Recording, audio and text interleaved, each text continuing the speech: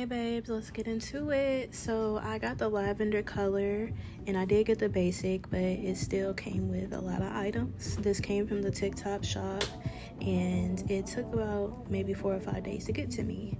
So here's the stopwatch or timer that it comes with and the knee pad that it comes with for comfort. Here's what it looks like put together.